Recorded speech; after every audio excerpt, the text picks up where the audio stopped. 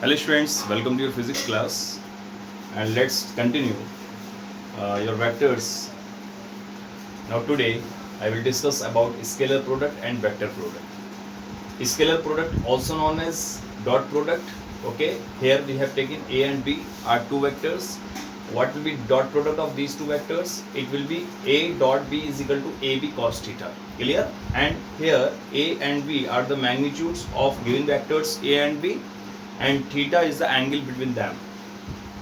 Now the second is vector product, which is also known as cross product. Okay, and here this A and B, okay, we have taken the cross product of A and B, which is equals to AB sin theta n cap. Clear? And this C will be equals to A cross B. Okay, this A cross B will be equals to AB sin theta n cap. Here AB are the magnitudes of A and B, and theta is angle between A and B, and n cap is the direction, okay, of these two vectors. Theta is angle between A and B. Now since C will be equals to, here C is the third vector, okay, which is the resultant of A cross B, and C is equal to A cross B, AB sin theta n cap. Here we have taken a plane actually, and A and B are these two vectors actually, which is in plane, and C is the another vector which is perpendicular, which is normally to the plane, to this plane actually. Now this C, here C is a cross product of A and B. AC is the resultant of A and B. Clear? Now where its direction actually, how we can find the direction of third vector, which is the cross product A and B. Clear? Here we have taken these two vectors A and B are at an angle, small angle theta. Okay. Here A and B are the magnitudes of A and B, and n cap is the direction of third vector C. Clear? Direction can be found by using right hand screw rule. We curve the fingers of right hand from A to B like this. Okay, then direction will be upward. The direction of resultant will be upward. Okay, so by using this right hand screw rule, we can find the direction of third vector C, which is the resultant of A and B. Clear? So these are scalar product and vector product. Now students, let's take two vectors in rectangular components. Okay, so here these A and B are the two vectors in rectangular components in 3 dimensions. A is equal to AX I cap, AY plus AY j cap plus AZ k cap, and B is giving BX I cap plus BY j cap plus BZ k cap. Students, AX, AY, AZ are the magnitudes along direction A I cap, j cap and k cap. Similarly, BX, BY, BZ are the magnitudes of vector B, okay, along directions I cap, j cap and k cap. And you, as you know very well, I, J, K cap, these are the actually directions along x axis, y axis, z axis respectively. Okay, and these all directions actually are perpendicular to each other. That's why are known as orthogonal unit vectors. ये I, J, K cap जो है actually unit vectors हैं, इनको हम orthogonal unit vectors कहते हैं, और okay ये तीनों ही एक दूसरे के परपेंडिकुलर होंगे. Clear? Now students, firstly we will find the dot product and cross product of orthogonal in between the orthogonal unit vectors. ठीक है, तो first we have taken the two same unit vectors I cap के बीच की dot product हम निकालने जा रहे हैं. It will be equals to using this formula I cap dot I cap. Clear? It becomes equals to what? AB cos theta. Okay, and okay, using this, so it becomes I dot I into I. I into I are what? I into I are the magnitudes of I. Okay, and cos theta. Here theta, because you have taken the two same vector and they will be along the same direction, so theta will be equals to 0. X axis के along दोनों vectors होंगे. I cap जो x axis के along होता है, ठीक है, it is the unit vector, it is the direction actually. So cos 0 degree will be equals to 1. Okay, so putting the value of this, now you get I because these are the unit vectors actually. So value will be 1, magnitude will be 1, 1 into 1 into 1. So okay, do you get I dot I is equal to 1. Now students, similarly j dot j, k dot k, you get 1. Okay, then you finally this is a resultant. This is the dot product of the same unit vector, same orthogonal unit vectors. तो इस तरह से हम dot product निकालते हैं orthogonal unit vectors का. तो अगर हम सेम का लेते हैं, यानी कि सेम यूनिट वेक्टर्स का यूनिट वेक्टर्स हम लेते हैं, तब उस केस में आपको 1 मिलता है.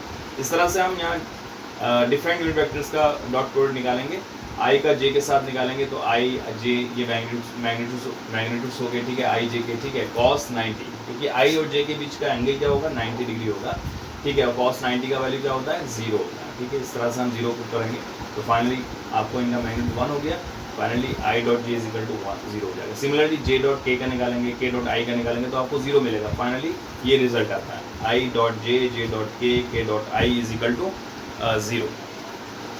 इस तरह स्टूडेंट्स हम क्रॉस प्रोडक्ट निकालते हैं यूनिट वेक्टर्स का. तो पहले हम सेम का निकालते हैं, आई का आई के साथ निकालेंगे तो I sine theta N cap होता है, ठीक है. ये फॉर्मूला हम यूज़ करेंगे. Clear, A B is equal to A cross B is equal to A B sine theta N cap. उसके अकॉर्डिंग हमने देखा आई का हम निकालेंगे तो आई साइन थीटा 0 हो जाएगा, क्योंकि सेम का निकाल रहे हैं और सेम का जब निकालेंगे तो दोनों पैरेलल होते हैं एक्चुअली वेक्टर्स, और उनके बीच का एंगल क्या होगा, 0 होगा. N cap is the direction of third vector या रिजल्टेंट का डायरेक्शन होगा. जैसे हमने यहाँ निकाला सी, जो सी है वो थर्ड वेक्टर है. इन दोनों का क्रॉस प्रोडक्ट जो है वो एक वेक्टर क्वांटिटी ही होता है.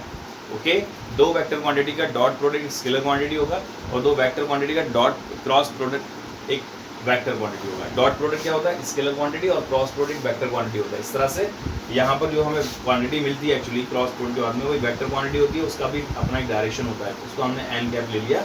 क्लियर. तो यहाँ पर आई का मैग्नीट्यूड 1 हो जाएगा. 1 into 1 into 0 is equal to 0. Similarly J के साथ के के साथ जब हम क्रॉस प्रोडक्ट निकालते हैं तो 0 ही आएगा.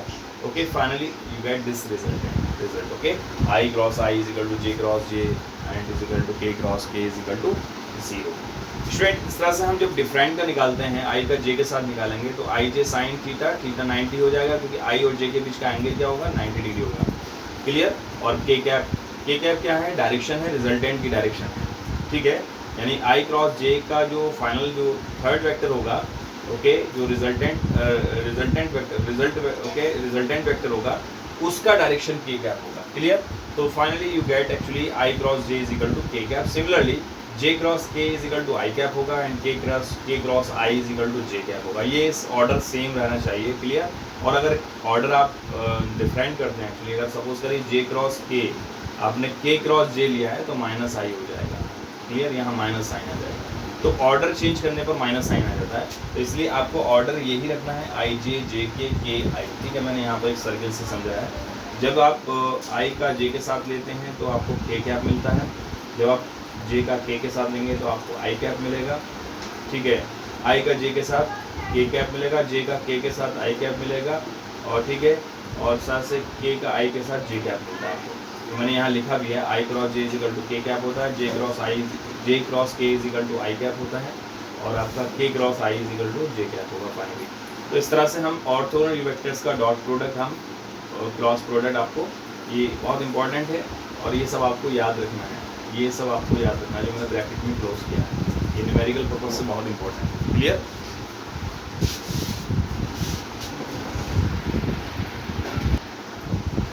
Okay, here I have taken two vectors a and b. A is equal to ax I cap plus ay j cap plus az t cap, and b is equal to bx I cap plus by j cap plus by j cap and plus bz. This is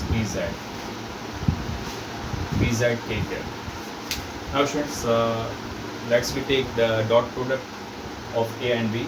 So it becomes ax I cap plus ay j cap plus az k cap dot bx I cap plus by j cap plus bz k cap. Okay, now students, we'll take the product individually of each vector. First we take the product of this a with this first vector, okay, and product of this ax with this by, then we take the product of ax with this bz. Okay, तो इस तरह से हम product लेंगे, पहले इसका इसके साथ लेंगे, फिर इसी का इसके साथ लेंगे, फिर इसी का हम इसके साथ भी लेंगे, ठीक है। और फिर उसके बाद हम क्या करते हैं, देखिए अब आपको यहाँ वैल्यूज़ मिली, ax का जब हम bx के साथ लेंगे तो ax bx हो जाएगा, और i का ये डॉट प्रोडक्ट ले रहे हैं क्योंकि i का i के साथ डॉट प्रोडक्ट आपको मिलेगा, ठीक है।